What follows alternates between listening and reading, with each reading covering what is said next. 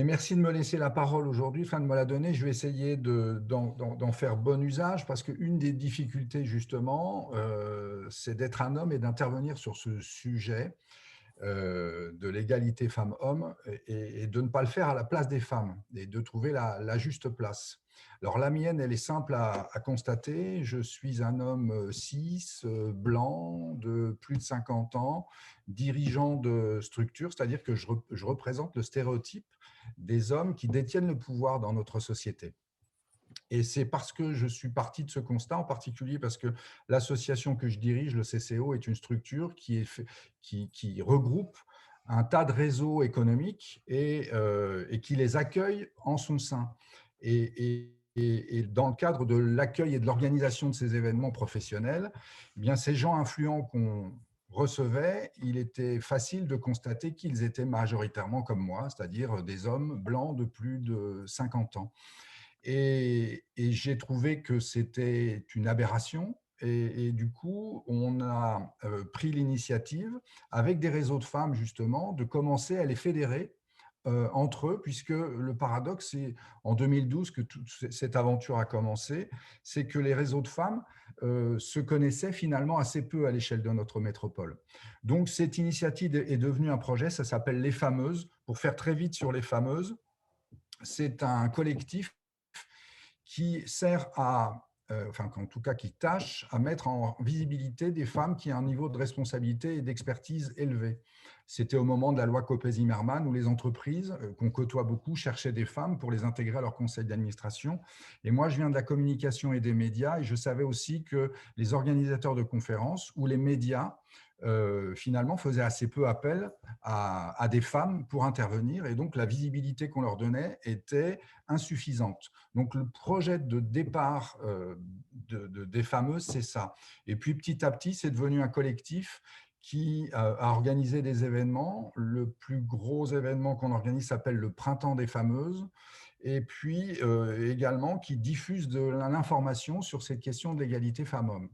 Donc, pour résumer notre approche, les Fameuses, c'est un collectif qui, à l'échelle d'un territoire, celui de la métropole nantaise et puis plus globalement de l'Ouest, essaye de mettre en visibilité des femmes, euh, diffuser de l'information sur la question de l'égalité femmes-hommes et fédérer les écosystèmes pour essayer d'avancer ensemble. Donc ça, c'est le point de départ de finalement la rencontre avec Anne qui me permet d'intervenir aujourd'hui. Alors si la question c'est de savoir comment on s'adresse à des hommes et comment on les implique dans ce sujet-là, ben, je n'ai pas la réponse. Ce que je peux vous dire, c'est que le fait qu'un homme intervienne fait qu'on va l'écouter avec une oreille différente. Alors, comme je l'ai dit, j'insiste, il n'est pas question qu'on parle à la place des femmes, il est question qu'on essaye d'en être les alliés. Et la première chose qu'on peut faire, c'est de prendre la parole sur cette question-là, puisque ça représente une curiosité. Et la preuve, vous me faites l'honneur de me faire intervenir aujourd'hui, c'est parce que je suis un homme qui parle de cette question-là. Donc ça, c'est la première approche, elle est déjà là, c'est d'intervenir en tant qu'homme, parce que du coup, on les écoute avec une attention différente. On n'est pas suspect d'essayer de défendre une cause euh, pro domo. On n'est pas des femmes, et donc c'est déjà en soi une curiosité. Alors ça peut nous valoir des sarcasmes, du genre gros malin, c'est un moyen d'être au milieu des femmes en permanence. C'est vrai, on est majoritairement auprès des femmes en permanence, mais on essaye derrière de développer un certain nombre d'argumentaires. Alors, pour être très concret, les événements qu'on produit, par exemple, le Printemps des Fameuses, c'est à peu près 1200 personnes qu'on arrive à rassembler chaque année en mars sur cette question-là. Je vous épargne le détail de notre dispositif, mais on a une audience qui s'élargit et qui est assez importante. Eh bien, depuis 8 ans qu'on fait ça, le constat est le même, c'est qu'on arrive à toucher à peu près 15% d'hommes maximum sur ce sujet qui est considéré comme un sujet qui concerne les femmes avant tout. L'égalité femmes-hommes, pour la majorité des gens, femmes et hommes y compris, enfin surtout les hommes, c'est un sujet de femme. Un petit peu comme si le racisme, c'était un projet qui ne concernait que les personnes racisées. Donc le premier écueil à surmonter, c'est celui-là, c'est d'essayer de convaincre que ce sujet, c'est un sujet, on va dire, d'intérêt général. Et pour ce qui me concerne, c'est même une façon de faire de la politique. Pourquoi? Parce que je considère que ce sujet est juste, mais aussi que c'est un facteur, Anne en a parlé tout à l'heure, Véronique, pardon, c'est un facteur de transformation de notre société qu'on sous-exploite. Et c'est la pierre angulaire de notre démarche aux fameuses.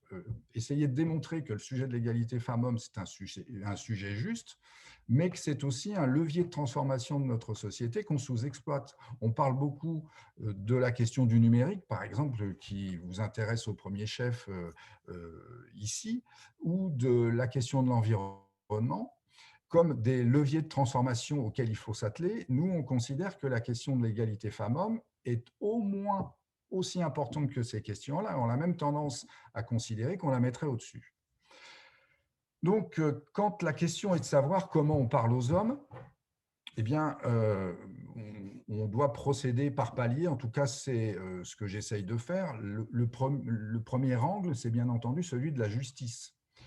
Argumenter sur le fait que la question de l'égalité femmes-hommes est importante à traiter parce que c'est une simple question de justice. Alors bien entendu, l'argumentaire, vous le connaissez mieux que moi, sur l'incompréhension qu'il existe par exemple encore des différences importantes sur l'égalité salariale, alors que la loi, depuis des décennies, en principe, contraint les entreprises à une parfaite égalité et que par la porte ou par la fenêtre, en particulier quand il s'agit de cadres, les écarts salariaux continuent d'être existants et même importants.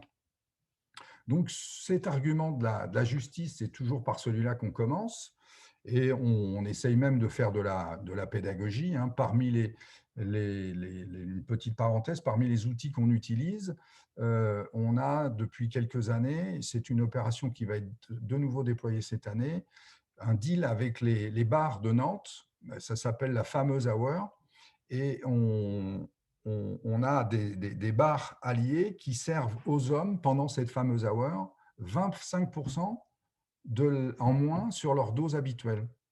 Donc quand on sert à un demi à une femme et à un homme, l'homme se verra servir 25% en moins. C'est une manière très concrète de montrer la réalité des écarts de salaire entre une femme et un homme, en tout cas en matière de pouvoir d'achat.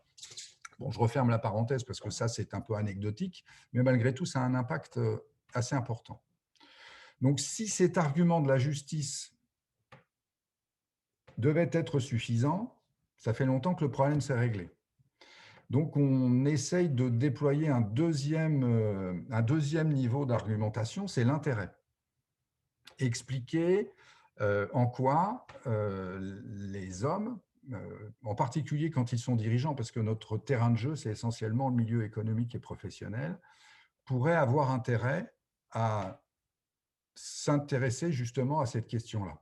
Alors, c'est un argument avec lequel on n'est pas très à l'aise, parce que la condition de la performance, elle ne devrait pas être mise en avant. Si, par exemple, l'esclavage avait dû attendre la démonstration qu'une société était plus performante sans qu'avec, il aurait duré encore un peu plus longtemps. Il n'y a pas de raison d'utiliser, sur un plan déontologique, éthique, cet argument de la performance pour arriver à diminuer les écarts d'égalité entre les femmes et les hommes. Le premier argument, ça devrait être celui de la simple justice. Malgré tout, on l'utilise parce qu'il a une forme d'efficacité auprès des entreprises et des dirigeants. Leur expliquer qu'ils ont intérêt à s'intéresser à cette question d'égalité femmes-hommes parce que leur entreprise sera plus performante, On essaye de donner des chiffres. Vous savez ce qu'on dit à propos de Lehman Brothers, si c'était appelé Lehman Sisters, etc. Bon, on dit aussi que les entreprises dirigées par des femmes surmontent mieux les crises, gagnent peut-être moins d'argent immédiatement, mais plus dans la durée, etc., etc. Bon, ces arguments, ils valent ce qu'ils valent, mais ils ont tendance quand même à ouvrir une écoutille dans laquelle on peut envisager ensuite de s'engouffrer avec des arguments sur aussi le marketing de recrutement, sur la question des usages aussi qui sont en train d'être transformés. Hein. Les entreprises, par exemple, sont de plus en plus auscultées par les jeunes sur la question de leur responsabilité environnementale. Bien sûr, la question de la diversité et de l'égalité femmes-hommes, ce sujet aussi, cet argument, est en train d'être intégré par les clients, par les usagers. Donc, ouais, tous ces éléments-là, mis bout à bout, sont des arguments qu'on essaye d'utiliser pour convaincre les dirigeants qu'ils ont intérêt à s'occuper de cette question-là. Puis après, le troisième argument, c'est celui qui nous tient le plus à cœur, c'est finalement le pari de la transformation. Le fait que cette question de l'égalité femmes-hommes est, comme je le disais tout à l'heure, sous-exploitée en matière de potentiel de transformation. Et qu'il y a là une forme d'aberration et même peut-être de ringardise. Ça, c'est un argument qui peut titiller un peu un dirigeant. Une forme de ringardise à ne pas s'intéresser à ce monde qui bouge et qui fait que ce sujet de l'égalité, eh bien, on ne le regarde pas assez avec cette loupe de la transformation. On a affaire dans le monde de l'entreprise à des gens qui se targuent d'innovation, de s'intéresser à un monde de demain, à le préparer, etc., et qui ne s'intéressent pas à cette question en tout cas insuffisamment à cette question de l'égalité femmes-hommes sous ce prisme-là. Et donc, qui manque de curiosité. Et cet argument de la curiosité, moi, c'est quelque chose que j'aime bien utiliser, d'abord parce qu'il m'anime moi-même. Ce sujet me passionne à titre personnel parce que je n'ai jamais rencontré une question aussi transversale que celle-là et qui permet, quel que soit le sujet, la santé, l'éducation, le sport, la politique, l'entrepreneuriat, le financement des entreprises, vraiment tout, absolument tous les sujets sont potentiellement transformables, interrogeables par cette question d'égalité femmes-hommes. Et là, si on a face à soi un public curieux, eh bien, c'est intéressant d'en débattre. Donc, ça, c'est sur la partie levier d'action argumentaire. La justice, la performance ou l'intérêt, et la transformation et la curiosité. Après, l'enjeu, c'est à qui on s'adresse. On ne s'adresse pas de la même manière à des dirigeants, à des cadres ou à des salariés ou même à des copains sur cette question de l'égalité femmes-hommes. Ma conviction personnelle, c'est que l'enjeu, c'est de convaincre les dirigeants, ceux qui ont le pouvoir, en particulier dans le monde de l'entreprise et dans le monde économique.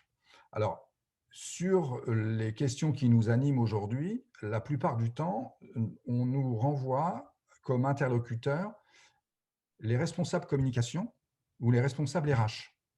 Alors, c'est normal dans la mesure où on va chercher des sous puisque notre structure, notre projet Les Fameuses est financé à 80% par des entreprises. Et on lève à peu près 200 à 250 000 euros par an. Donc, c'est normal qu'on ait affaire à ces services. Mais assez vite, on essaye aussi d'avoir accès directement aux dirigeants et parfois, idéalement, en tête-à-tête pour aborder justement ces questions de fond sur la transformation et essayer de débattre avec eux. Donc, si la question c'est comment convaincre les hommes, il y a déjà un premier niveau qui consiste, à toucher la tête autant que possible, les dirigeants.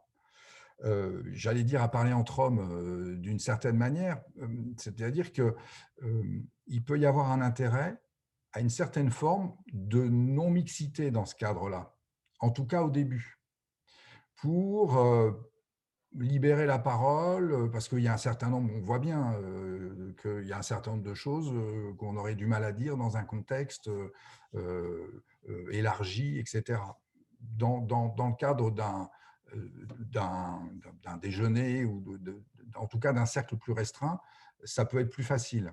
Et là, plus facile aussi pour nous, les hommes alliés, on va dire, de montrer qu'on n'est pas parfait, qu'on n'est pas exemplaire, qu'on essaye d'être cohérent, mais en tout cas, ça libère la parole. Et donc, on a une partie de nos actions qui consiste déjà à parler aux dirigeants, on va dire en tête à tête, pour essayer de les embarquer, de les convaincre.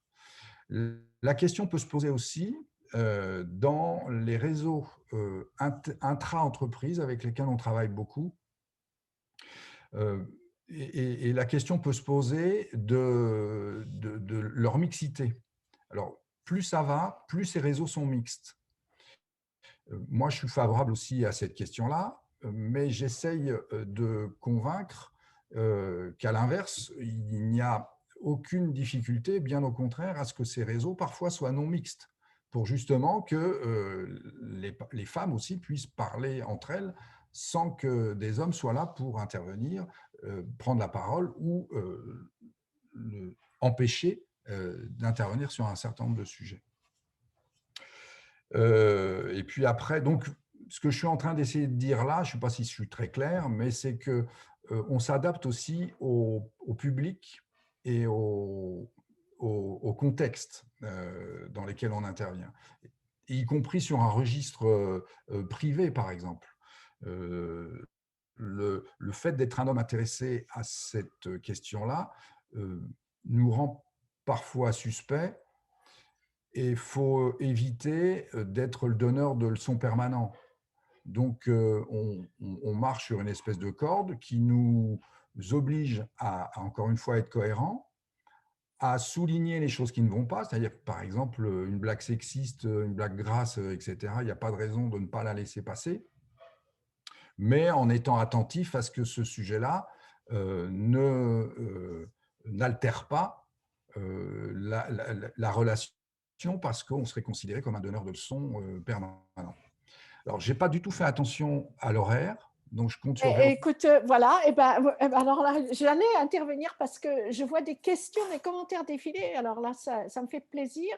Et je vois que Alain, alors je vais déroger à la règle, je vais dire les hommes d'abord, pas ladies first. Alain, j'ai vu que tu as une question, tu veux peut-être la poser en direct. Je ne sais pas si toi-même, en tant qu'homme qui est un des rares là dans notre audience, tu as aussi une expérience à partager. Est-ce que tu veux bien prendre la parole, Alain? Oui, Véronique, bonjour tout le monde. Merci Eric, j'ai beaucoup aimé son propos, également donc celui de Anne juste avant. Pour ma part, là ce que j'ai, donc je suis en effet très intéressé par ces sujets d'égalité et de lutte contre la discrimination. Donc, je parle au départ, bien sûr, pour ma part, une partie de discrimination raciale, par exemple, mais de ce côté-là. Et puis parce que j'ai occupé pas mal de postes d'encadrement et de manager. Et évidemment, donc poser un cadre, constituer ses équipes, et dans ces équipes, d'avoir en sorte d'avoir autant d'hommes que de femmes, mais surtout de personnes qui soient performantes.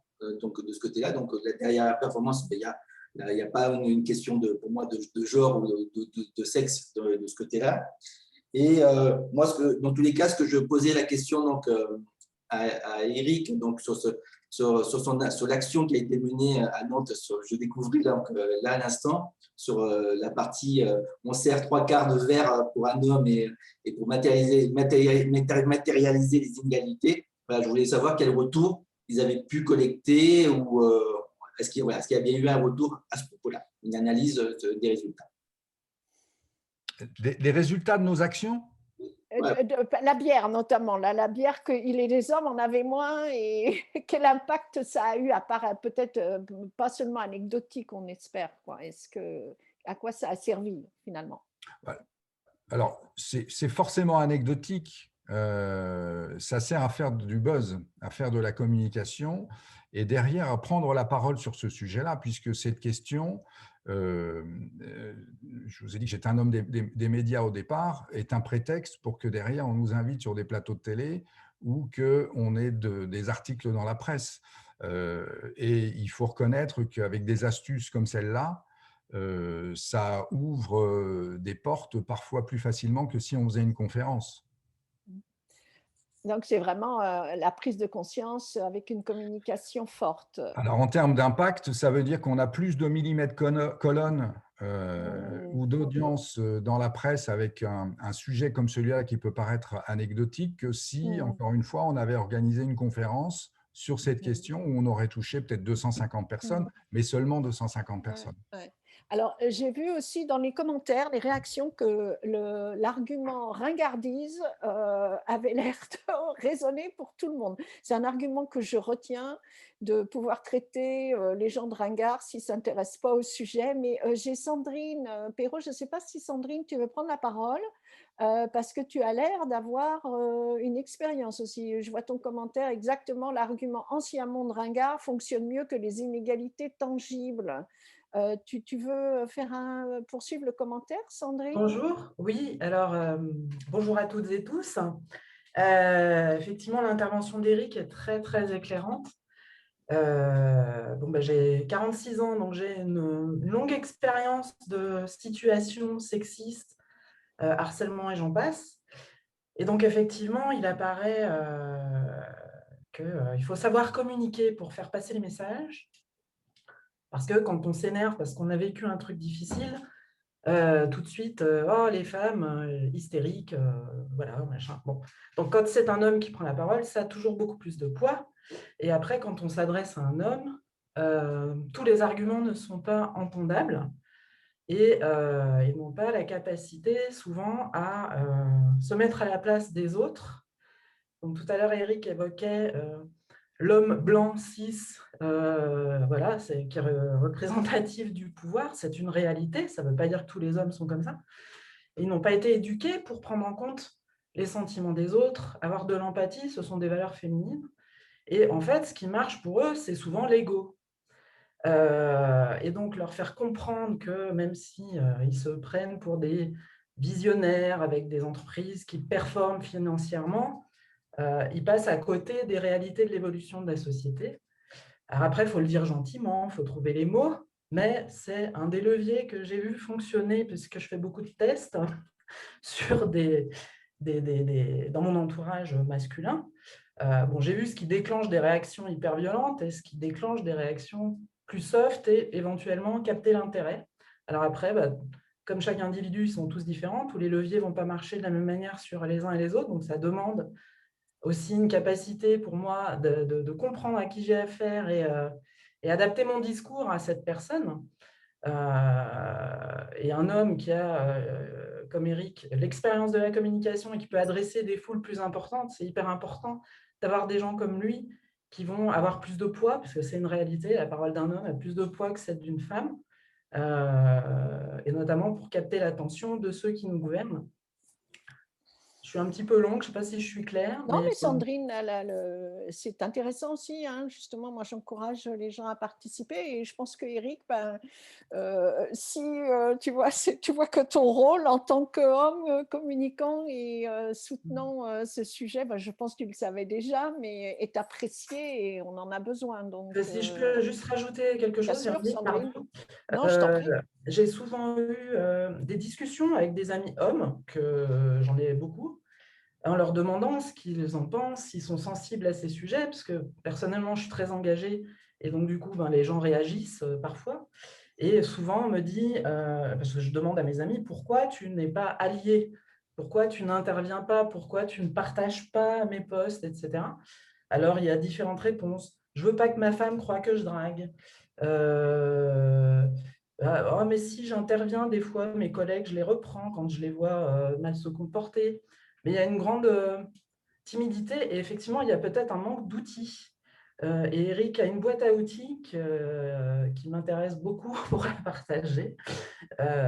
Donc ça, c'est de donner aussi des arguments, puisque finalement, mes amis hommes cis blancs, ils n'ont jamais été confrontés à des traitements de manière aussi récurrente. C'est pas, ils ont du mal à comprendre, ils n'ont pas été préparés à réagir à la violence de ces situations de harcèlement ou de ces histoires d'inégalité salariale. Moi, toute ma vie, dans toutes les boîtes que j'ai faites, ça a été systématique, tout le temps. Et ce sont des faits. Et même en apportant des chiffres et des faits, il y a toujours « Ah oui, mais bon, vous exagérez, les hommes aussi, ils ont… nanana ». Donc, il faut vraiment avoir des armes, une boîte à outils très fournie pour… Bah, écoute, Sandrine, je ne sais pas, Eric va peut-être vouloir intervenir, mais moi, avec Claudia, je pense que Claudia, tu es là, et excuse-moi, j'ai pris beaucoup la parole, mais on va retenir cette idée peut-être de boîte à outils, et on voit que Femme Ingénieure aussi le fait dans le cadre, dans cette idée de comment faire, quoi faire. Mais Eric, tu veux peut-être aussi répondre, mais merci Sandrine, c'est une bonne suggestion. Merci. Simplement pour réagir au propos de Sandrine, alors d'abord pour rappeler que mon rôle principal dans cette aventure, c'est de donner la parole. Là, je suis dans une situation inhabituelle pour moi où j'interviens.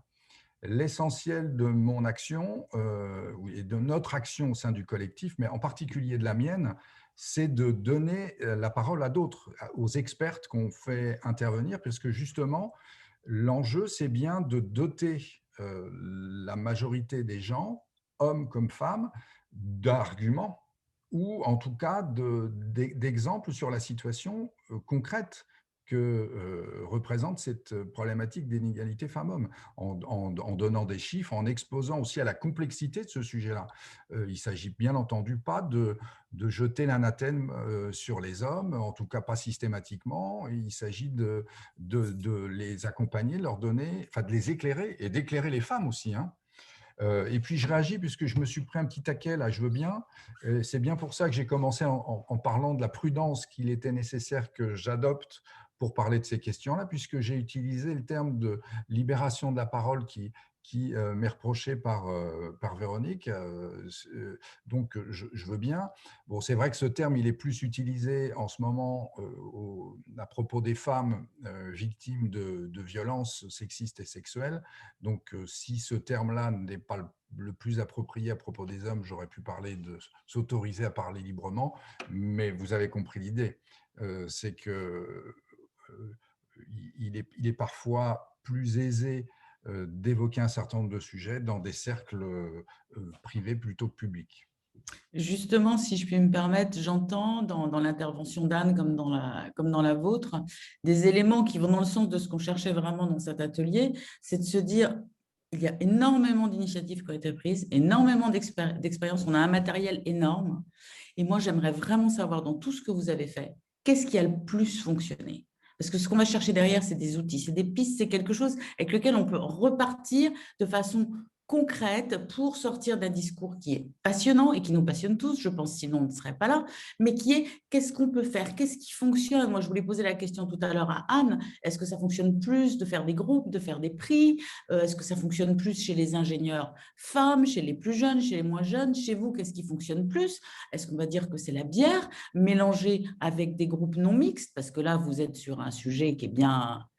Voilà, je trouve ça intéressant parce qu'effectivement, vous abordez aussi une problématique. Je pense qu'il y a beaucoup de gens qui vont réagir là-dessus. C'est super intéressant. La mixité à la carte et non la mixité imposée, voulue ou refusée, c'est un beau sujet. Mais en gros, concrètement, de votre expérience, je pense qu'elle est riche et j'ai vu que vous aviez fait des choses très, très diverses. Quelles sont les pistes qu'on pourrait nous retenir et qu'on pourrait nous utiliser ?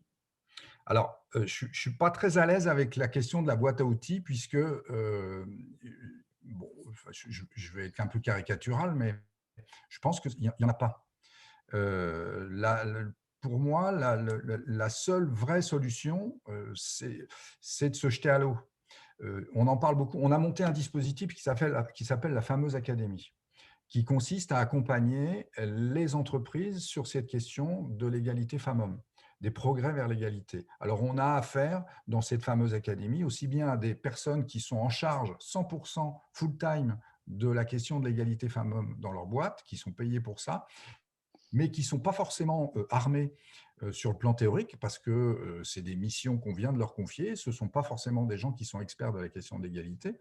Et puis, vous avez de l'autre côté des bénévoles, c'est souvent plus le cas, à qui on a confié le soin de constituer un réseau, qui sont parfois plus armés, mais qui ont moins de temps et surtout moins d'argent. Et donc, au sein de cette fameuse académie, on voit cette attente d'avoir une boîte à outils avec des choses qui soient applicables. Ben, finalement, on est très embarrassé avec cette question-là. C'est tellement complexe, c'est tellement variable suivant la situation de l'entreprise, etc., que de boîte à outils duplicables, ce n'est pas facile d'en imaginer. Alors, ce qu'on essaye, c'est le co-développement. Et notre démarche, elle est là, c'est de fédérer au maximum les gens qui s'intéressent à cette question-là et qui en sont en charge pour essayer ensemble de trouver des axes, des actions communes, d'essayer aussi d'appliquer des méthodes qui sont un peu des méthodes professionnelles. Hein.